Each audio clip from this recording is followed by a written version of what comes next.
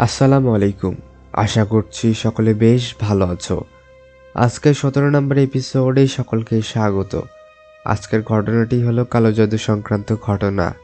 আশা করছি ঘটনা অনেক ভালো লাগবে। পুরো ঘটনাটি শুনবে এন্টারটেনমেন্ট হিসাবে।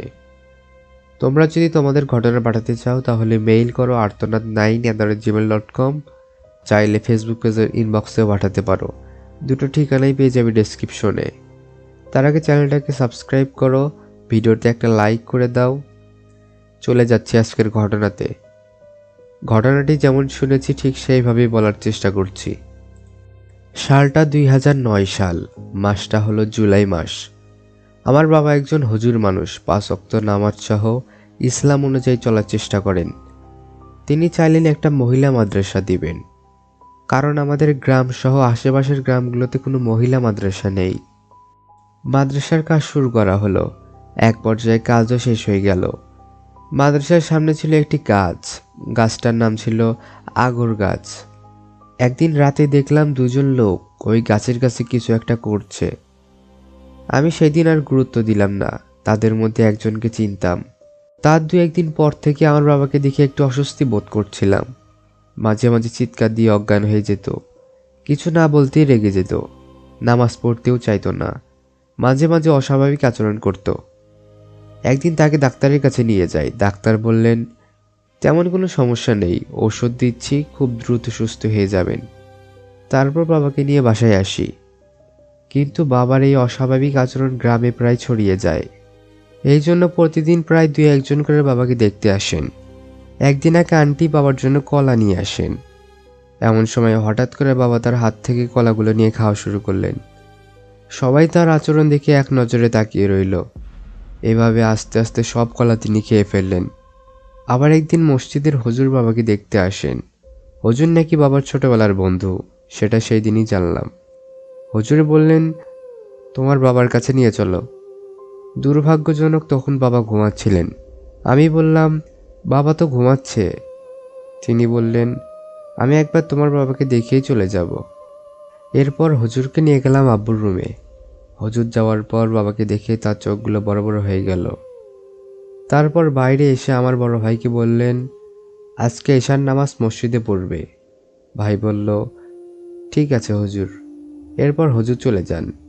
সেই দিন এশার নামাজ পড়তে যাব এমন সময় খুব জোরে বৃষ্টি শুরু হলো। আমি আর ভাই ছাতা নিয়ে রওনা দিলাম। ভাই সামনে যাচ্ছিল আর আমি পিছনে পিছনে যাচ্ছিলাম। গ্রামের রাস্তা খুব কাদা আর নির্জন। অনেকে হয়তো জানেন গ্রামে এশারের সময় থেকেই মানুষের আনাগোনা অনেকটা কমে যায়। তার ওপর সেই দিন আবার বৃষ্টি ছিল। আমরা যাচ্ছিলাম, এমন সময় মনে হলো আমাদের পেছনে পেছনে কেউ হাঁটছে। আমি ভাইকে বললাম, ভাই বলল ওগুলো মনের ভুল। এভাবে আমরা মসজিদে পৌঁছালাম। বৃষ্টির দিন হওয়ায় মসজিদে তেমন একটা মুসল্লি ছিল না। নামাজ শেষ করলাম। তারপর আমি আর ভাই হুজুরের জন্য অপেক্ষা করছিলাম। সবাই চলে যাওয়ার পর হুজুর আমাদের ডাকলেন। তিনি বললেন তোমাদের বাবাকে দেখে আমার তেমন একটা সুবিধার মনে হলো না। আমি এখন যা যা আনতে বলি কালকে সকালে গিয়ে সেগুলো নিয়ে আসবে। আমি মাগরিবের পর জিন হাজির করব। তিনি আমাদের কিছু জিনিস কিনতে বললেন, কিছু ধূপকাঠি, একটি দা, মিষ্টি, আরও কিছু জিনিসপত্র। আর বললেন তোমাদের বাবাকে পরিষ্কার কাপড় পরিয়ে মাঝখানের রুমে সুগন্ধি মাখিয়ে বসিয়ে রাখবে। এরপর আমরা চলে আসলাম। পরদিন সকালে আমি আর ভাই বাজারে গিয়ে সকল প্রয়োজনীয় জিনিস কিনে আনি। মাগরিবের পর বাবাকে পবিত্র কাপড় পরিয়ে আতর মাখিয়ে মাঝখানের রুমে রাখলাম।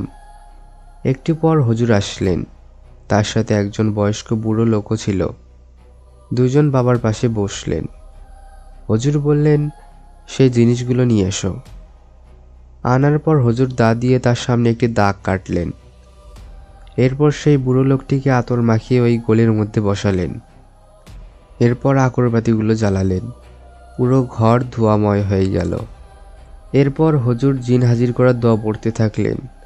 কিছুক্ষণ পর বুড়ো লোকটির মধ্যে জিন হাজির করা হলো। জিনটিও নাকি হুজুরের বন্ধু।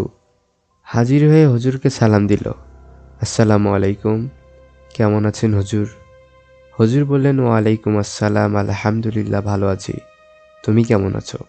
জিনটিও বলল, আলহামদুলিল্লাহ। জিনটি আরও বলল, হঠাৎ ডাকলেন কেন হুজুর? কোনো সমস্যা হয়েছে আপনার?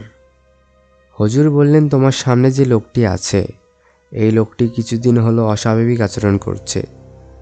লোকটার কী রোগ তুমি কি বলতে পারবে?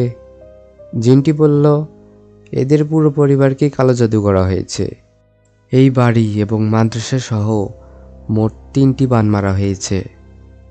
হুজুর বললেন, কোথায় কোথায়, আর এগুলো থেকে রক্ষা পাওয়ার উপায় কি?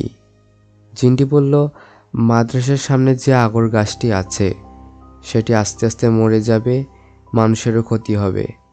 জিনটি আরও বলল, মাদ্রাসার সামনে যে আগর গাছটি আছে সেটির নিচে 13টি মসজিদের পানি এবং 3টি নদীর মাটি পুঁতে রাখা হয়েছে, সেগুলো তুলে নদীতে ফেলে দিতে হবে।